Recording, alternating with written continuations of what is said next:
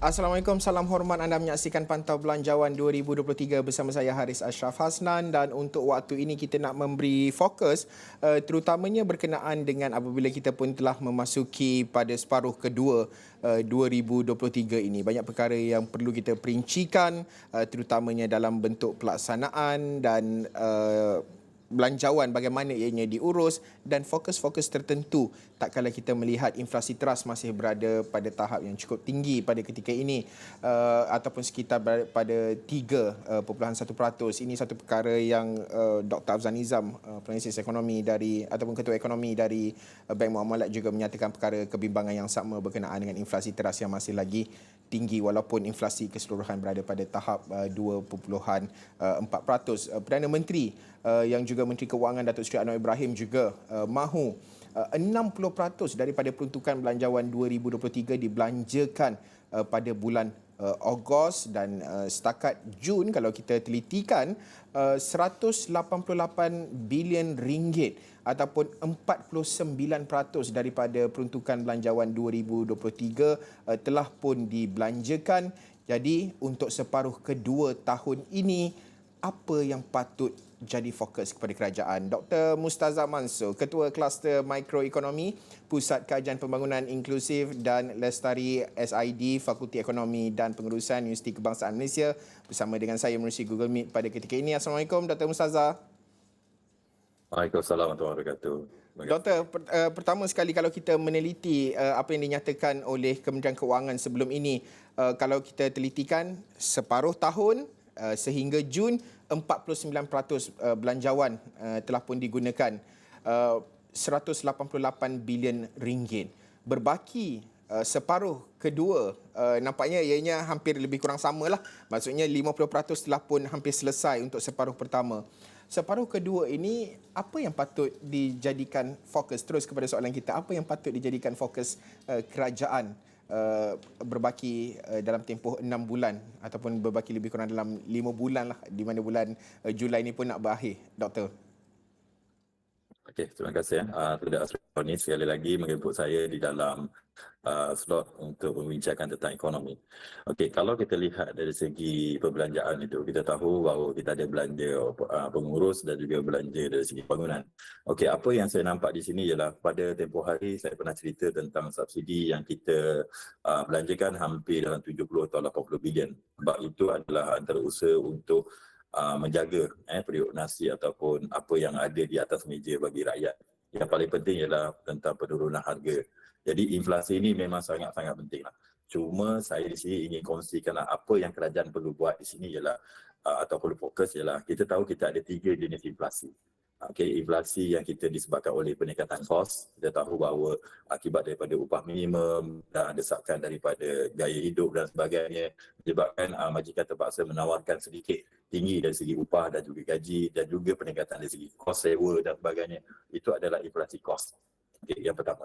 Yang kedua disebabkan oleh inflasi yang disebabkan oleh diimport.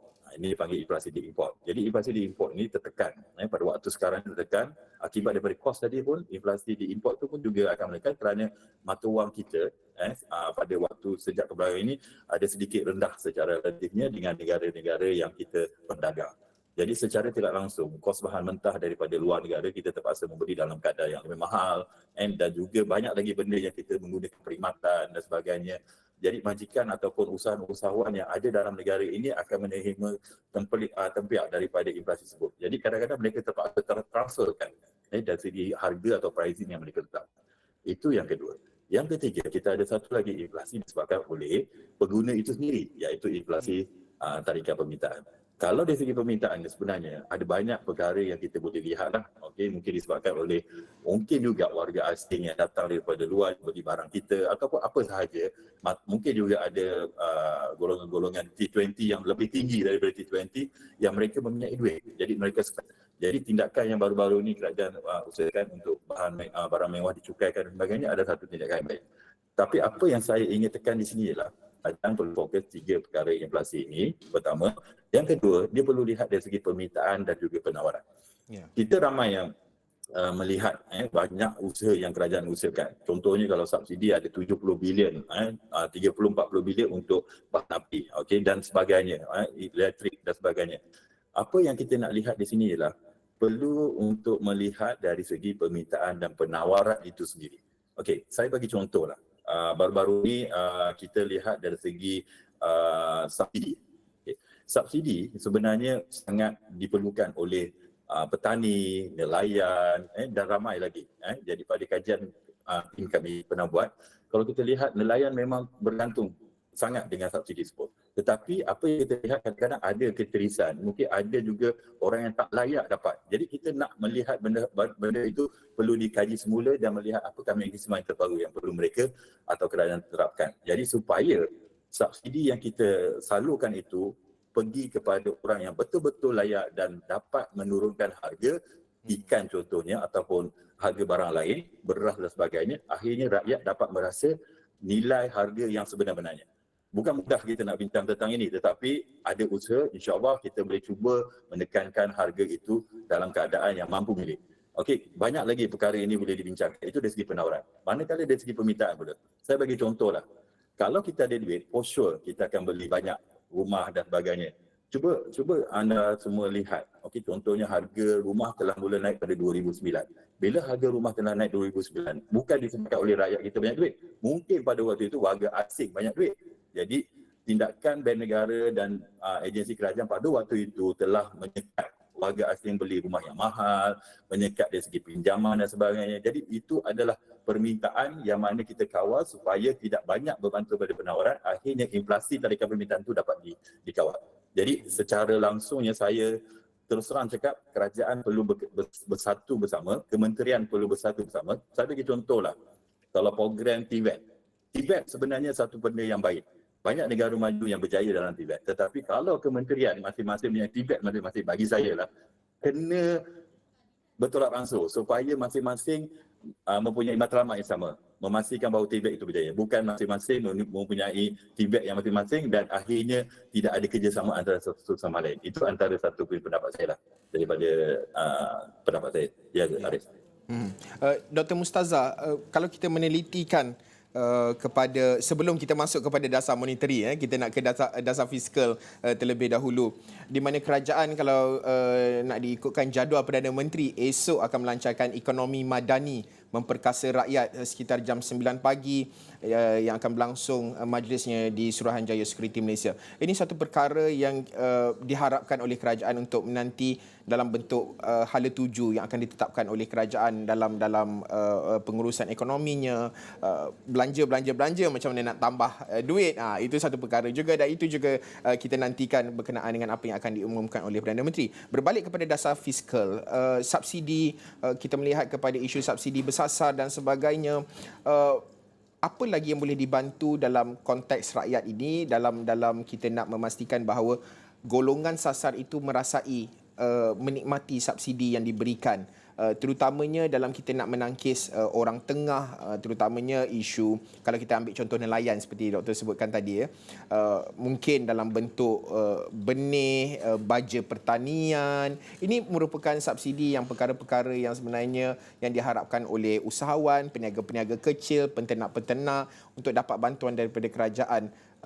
Adakah ini juga wajar diberi keutamaan dalam dasar fiskal negara dalam kita nak berbaki sehingga penghujung tahun 2023 ini, Dr. Mustaza? Okey, terima kasih Haris.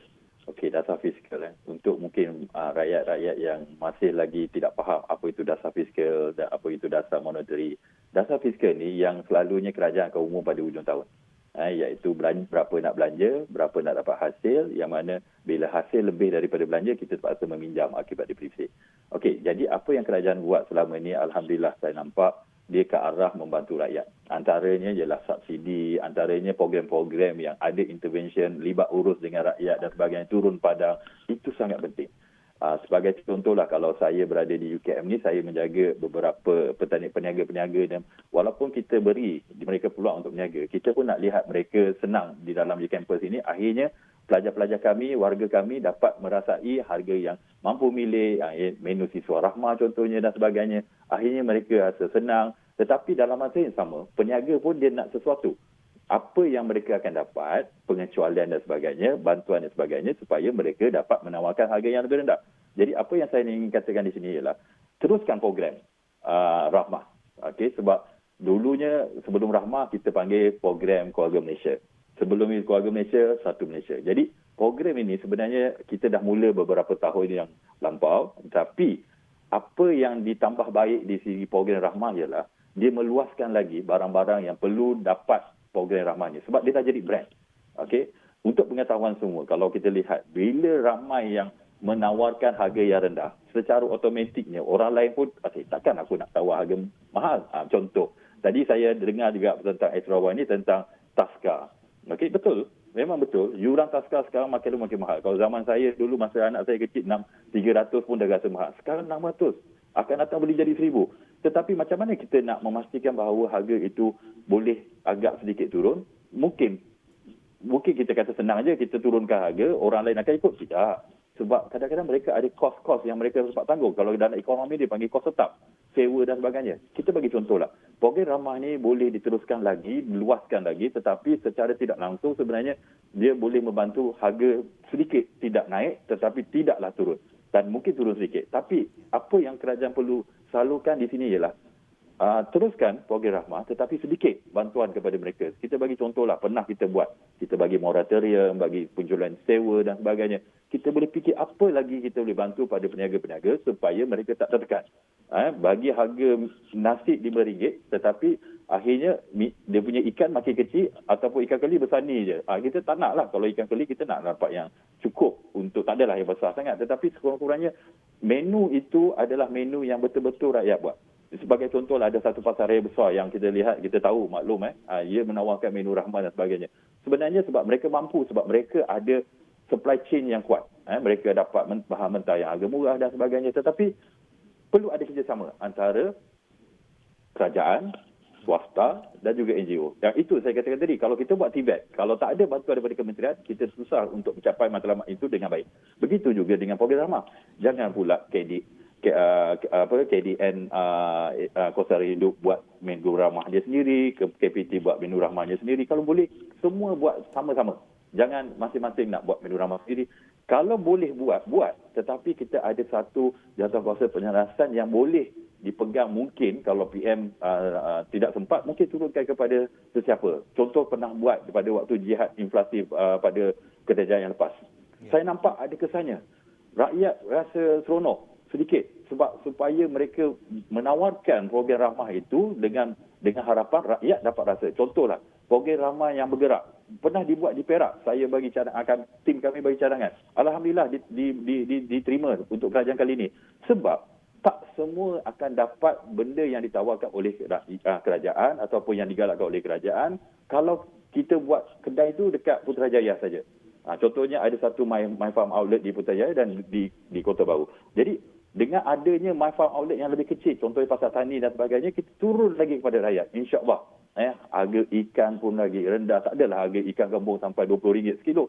Mungkin boleh dapat harga macam Kuala Kedah, RM3 sekilo. Contohlah, mengurangkan yang seperti mana yang saudara Hari cakap tadi, mengurangkan dari segi, saya tak nak kata orang tengah, tetapi mengurangkan dari segi kos untuk sampai kepada pengguna. Jadi perlu ada kerjasama antara kementerian supaya masing-masing dapat membantu rakyat untuk memiliki barang. Ini bagi contoh mudah lah.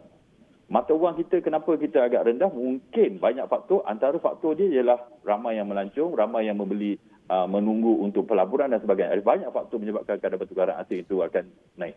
Jadi secara langsung sedikit kita bagi peluang, kita melancong ke dalam negara, kita beli barang-barang tempatan. Jadi semua itu boleh mempengaruhi inflasi dan juga kadar mata wang. Itu dari segi pendapat saya lah. Ya. Okey, Dr. Mustazah, kita nak berhenti rehat seketika. Selepas ini kita nak meneliti, tadi kita cakap dasar fiskal, selepas ini kita nak tengok dasar monetary. Ramai orang tengah tunggu-tunggu kerana bulan Ogos, September nanti akan diadakan semula mesyuarat MPC Bank Negara Malaysia yang akan menentukan kadar dasar semalaman, satu perkara yang dinanti-nantikan, adakah akan capai 3.5 ke 3.25 dan sebagainya. Ini merupakan persoalan-persoalan melibatkan OPR. Ini kita akan bincangkan selepas ini. Kita berhenti rehat seketika, bersambung selepas ini.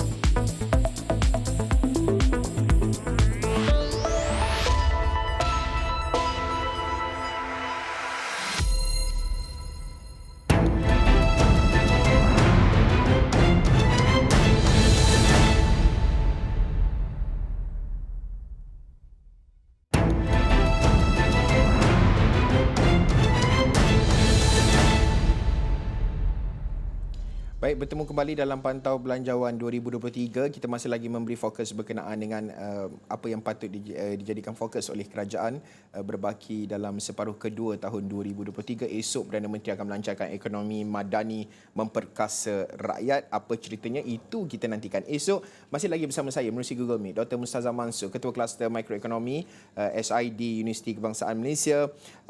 Doktor menyebut berkenaan dengan, sebelum kita berhenti rehat, dasar monetary, MPC Bank Negara Malaysia mengekalkan OPR pada kadar 3% dengan unjuran beberapa pihak tahun ini mungkin akan ada satu lagi kenaikan sekitar 0, ataupun 25 mata asas menjadikan 3.25. Pandangan Dr. Mustazah sendiri untuk memahamkan rakyat di luar sana bahawa perlu ada keseimbangan dalam dasar fiskal dan juga dasar monetary, dan juga dalam kita usaha untuk menangani isu terutamanya melibatkan inflasi teras yang berada pada kadar melebihi 3% pada ketika ini. Dr. Mustazah. Okey, terima kasih kepada saudara Haris. Okey, tadi kita bincangkan tentang dasar fiskal. Wah, lepas ni kita bincang pula dasar monetary. Sekali Arif kan. Okey, sebenarnya peranan kerajaan sebenarnya dua dasar itu sangat pentinglah untuk mengawal ekonomi, dan juga antaranya ialah matlamat untuk menstabilkan harga yang berada di pasaran. Jadi sebenarnya ada lagi dua dasar, dasar yang kita lihat sebelah penawaran dan juga dasar langsung. Dasar penawaran itu contohnya kalau kita lihat dasar langsung, contohnya upah minimum dan sebagainya. Jadi kita berbincang tentang dasar monetary. Dasar monetary ini sebenarnya dari segi implikasi dia ataupun kesannya kepada pasaran dia sangat penting. Sebab kita tahu untuk memastikan bahawa duit yang ada di dalam tangan rakyat adalah sedikit pada waktu tertentu, adalah caranya ialah meningkatkan kadar bunga ataupun secara ramai dah tahu OPR. Dulu kalau kita bincang OPR seorang pun tak tahu, tapi sekarang ramai dah tahu. Jadi bila OPR itu adalah pada relatifnya agak tinggi, maka ramai yang akan membatalkan hasrat mereka untuk buat pinjaman. Tak kisahlah untuk pinjaman peribadi ke, pinjaman rumah ke dan sebagainya. Malah kerajaan ataupun melalui bank negara, sebab kerajaan dan juga bank negara adalah entiti yang berasingan, malah bank negara yang menasihati kerajaan sebenarnya.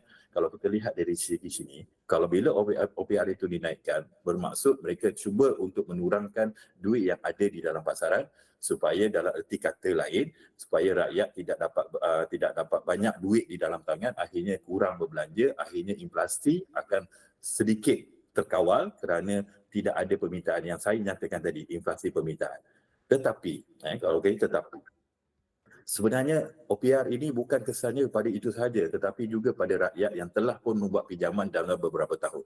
Ini sangat terkesan apabila mereka dahulunya mungkin sebelum COVID hari itu mereka mempunyai pinjaman rumah dalam 1,000, tapi selepas COVID OPR itu telah turun sangat rendah sampai satu masa itu mungkin mereka punya bulanan adalah 800. Jadi mereka dah telah terbiasa dengan perbelanjaan yang ada. Perbezaan daripada 800 hingga 1,000 itu adalah 200 adalah kita panggil sebagai pendapatan yang dia boleh guna ataupun kita panggil disposable income, yang mana mereka boleh belanja.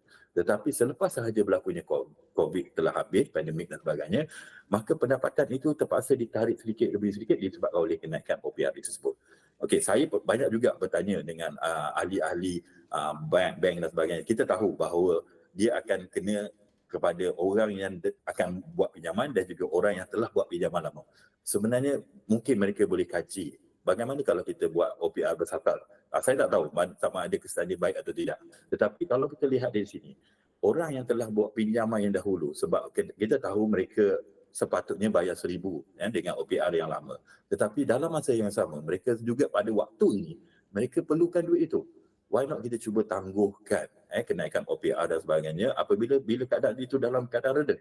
Jadi why not kita concentrate dahulu dasar fiskal itu sebelum kita pindah pada dasar monetary. Banyak lagi dasar-dasar lain yang saya rasakan boleh kita jalankan, bukan kita lah, kerajaan boleh jalankan, yang mana supaya rakyat tidak rasa tertekan dan sebagainya. Terus terang saya cakap, dalam keadaan selepas pandemik ini, makin ramai hilang pekerjaan. Tetapi ialah kita tahu ada teknologi ini, mungkin ada ekonomi gig dan sebagainya. Tetapi orang yang bekerja dalam keadaan yang sebelum COVID ni, sebenarnya banyak kesannya. dengan cost of living yang meningkat secara relatifnya sebelum ini. Jadi saya rasa kita fokuskan itu dulu. Yang monetary kalau boleh kita hold dulu, kita try hold dulu.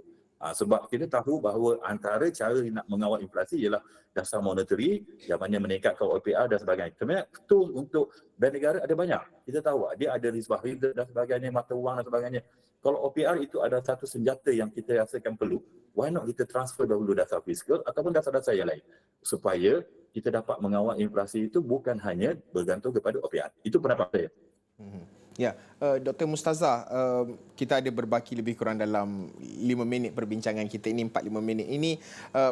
Berbalik kepada apa yang akan dilancarkan oleh Perdana Menteri esok, memperkasa ekonomi madani, memperkasa rakyat. Apabila PMO menggunakan atau Perdana Menteri memilih untuk menggunakan temanya itu memperkasa rakyat, ini unjuran lah dan juga harapan selaku sebagai pendidik dan juga yang terlibat secara langsung memantau pemerhati dalam ekonomi. Pandangan Dr. Mustazah sendiri, apa bentuk yang boleh dilakukan oleh kerajaan dalam usaha untuk memastikan konsep ekonomi madani memperkasa rakyat ini dapat benar-benar memperkasa rakyat, terutamanya kalau kita cakap gaji progresif, kehidupan yang seimbang dan juga banyak lagi perkara-perkara yang boleh disentuh. Pandangan Dr. Mustazah bagaimana, apa yang boleh jadikan tumpuan menerusi plan yang akan dilancarkan oleh Perdana Menteri ini esok? Okey, terima kasih Saudara Arif. Soalan yang sangat bagus. Sebab kita tahu memperkasakan rakyat adalah satu agenda yang sangat penting. Kita tahu ini adalah hari ini kita bicara dari segi harga. Kalau harga meningkat ataupun pendapatan kita juga meningkat, sebenarnya cost of living kita tak ada jadi masalah. Tetapi secara tidak langsung bila pendapatan kita mengekang kita untuk naik, itu yang ada upah progresif dan sebagainya. Tetapi terus terang cakap bukan mudah kalau kita bergerak seorang diri atau biarkan Kementerian Sumber Malaysia seorang-seorang. Tak boleh.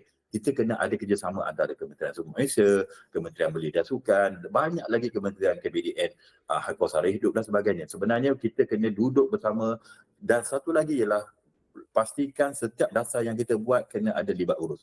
Kalau ikutkan, mungkin dahulunya kita tak perlu lihat libat urus sebab pada waktu itu rakyat tidak terkesan.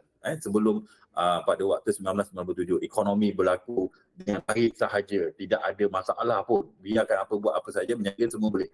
Pada waktu itu ahli ekonomi tak masuk TV pun. Sekarang lepas saja 1997, selain daripada yang lain-lain, ahli ekonomi antara orang yang selalu masuk dalam televisyen untuk bagikan idea dan sebagainya. Apa yang saya nak lihat di sini ialah kerajaan kena kerjasama antara satu sama lain, kena libatkan dengan NGO dan sebagainya, mungkin juga turun padang. Sebab kita tahu apa yang kita berlaku itu adalah sebenar-benarnya. Apa yang tindakan pemimpin yang kita buat, kita nampak arwah contohnya, Salahuddin Ayub, turun ke padang. Kalau boleh, jangan bawa escort. Kita turun tanpa pengetahuan. Jadi kita tahu apa yang sebenarnya berlaku supaya kita tahu ini ada gap yang kita boleh baiki. Jadi tepat pada waktu ini, buat apa sahaja janji-janji yang kita boleh buat, tidak semestinya apa yang kerajaan rasakan tidak boleh dibuat dahulu, tak boleh buat sekarang. Saya rasa apa yang kerajaan buat sekarang, teruskan. Contohnya program rahmat, bukan hanya untuk makanan, bukan hanya untuk ni, mungkin rumah dan sebagainya. Yang penting program rahmat fokuskan kepada barang-barang keperluan. Saya menunggu juga. Contohnya produk program rahmat telco yang bagi kepada M40. Jangan fokus untuk B40 saja.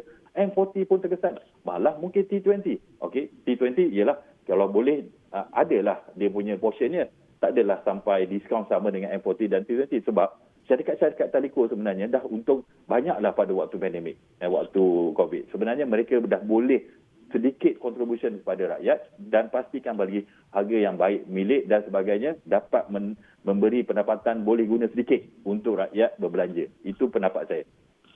Dan sudah tentu seperti saya setuju apa yang dikatakan oleh Dr. Mustazah sendiri, perlunya libat urus itu dan realiti, on ground reality itu perlu difahami dan diterjemahkan dan mencari solusi dan juga ataupun penyelesaian yang terbaik terhadap isu-isu permasalahan rakyat, terutamanya melibatkan kos sara hidup dan juga usaha-usaha pelbagai inisiatif yang boleh dilakukan lagi oleh kerajaan. Baik, saya nak ucap terima kasih Dr. Mustazah Mansor, Ketua Kluster Mikro Makroekonomi, Pusat Kajian Pembangunan Inklusif dan Lestari SID, Fakulti Ekonomi dan Pengurusan Universiti Kebangsaan Malaysia.